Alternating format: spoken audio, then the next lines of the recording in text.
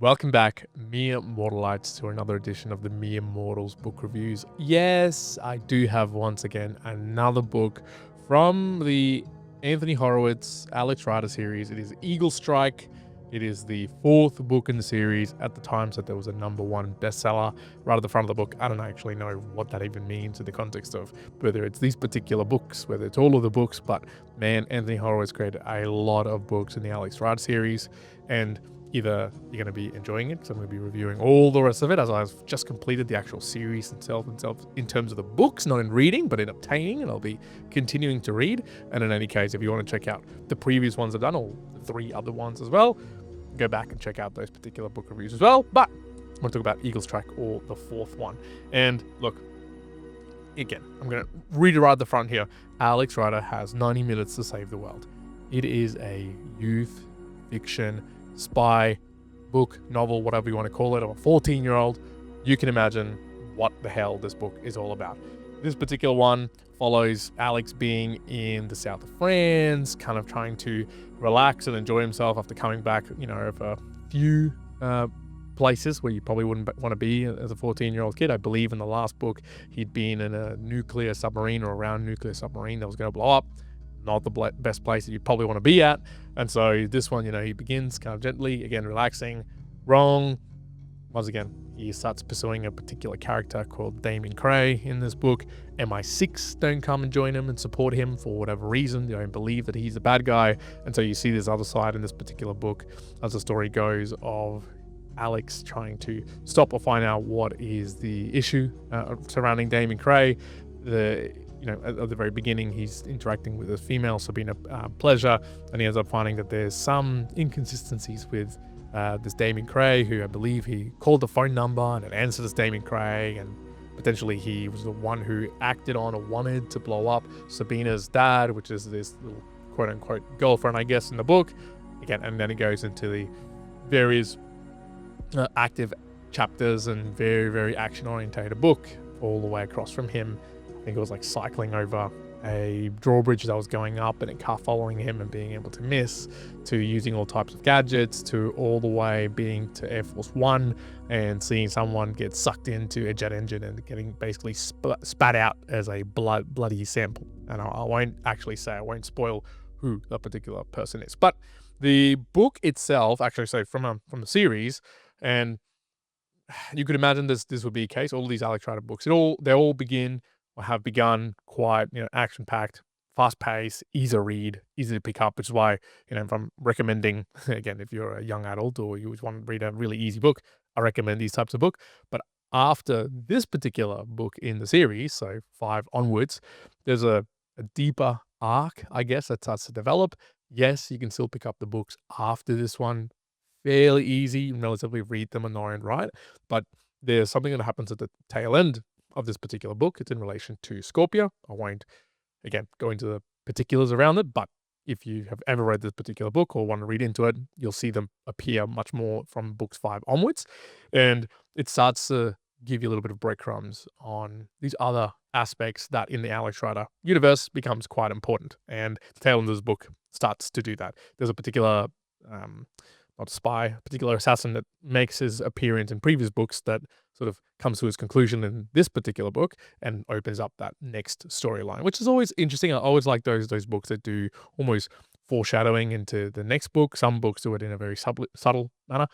These books from Alex Rider and the aim of who it is for, youth and young adults, it's not subtle. It's like in your face. The next book's going to be about this, or at least you can very much easily discern what it's going to be all about. So I won't get more into the story. There is one interesting aspect of, once again, reading these sort of books now from a while back. Now, the Eagle Strike book was written, usually they say there's the front, in 2003, and there's a game system called Game Slayer that Damien Cray is creating, and in the chapters when they're describing both the gameplay at, I think it was the O2 Arena, and then when Alex ends up going to the location on how they created this particular game, the descriptiveness of what this game's like and what it portrays and how realistic the video game looks like.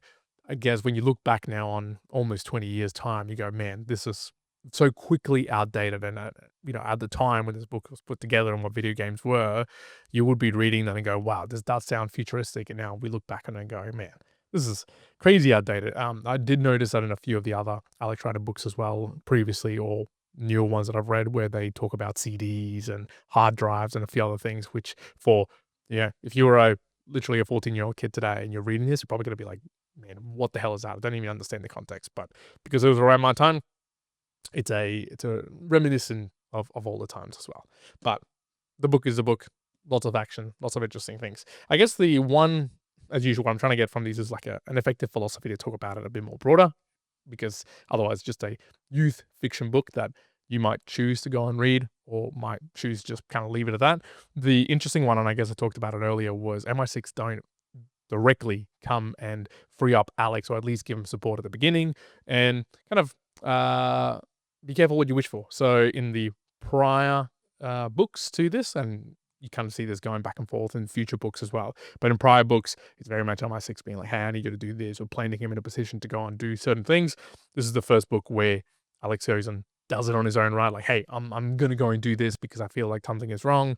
He reaches out and tries to show both Sabina, and but also himself, Alex, to try and get the support of MI6. This previously big, strong, character entity to support him in going after this particular character, and he doesn't get it. They don't believe him, or for whatever reason, don't want to invest or provide that much into him, and so you gotta get this showcase of Alex going and doing it in his own right, and having to pickpocket to get himself into the O2 arena to go and see the Game Slayer at a sampling event. So there's those aspects which make it a slightly different book, but it makes me recognize, or at least thinking about it, be careful what you wish for, right?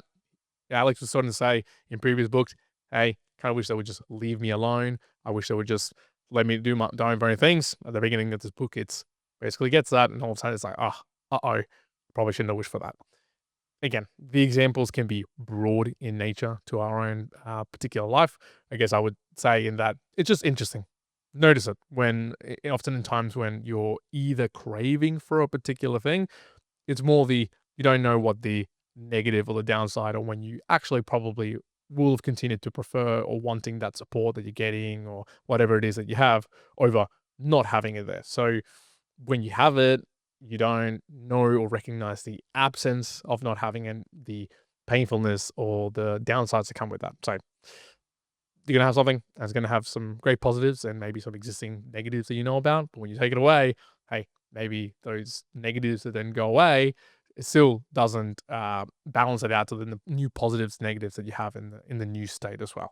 But again, this particular one, I think in the previous book, I talked about a character and the stoic nature of the particular enemy. There wasn't even that much. The enemy Damien created this one was just your typical pop star, annoying, nothing that I could kind of attach myself to. And the younger self, my younger one, again, continue to attach myself into that Alex Rider character, the youth with the fitness and the health and the getting into his spy nature. Oh my. Good book. I enjoyed it, but as I mentioned, it is very much the opening gate to all the rest of the books in the series. They go into the darker arc, that you get to know more about the whole landscape of writers and the realities and the backstories and the families. So those books start to intertwine a lot of other interesting threads and are very, very interesting. So look, I'll leave it there. Simple book, easy book to pick up, as usual, filled with action.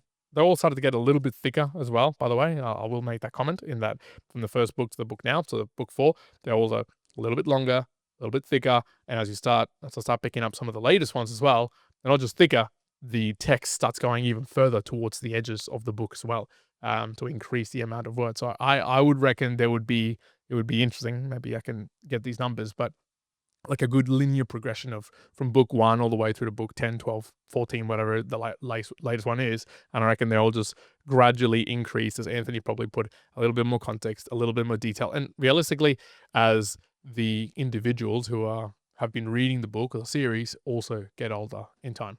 Kind of like me.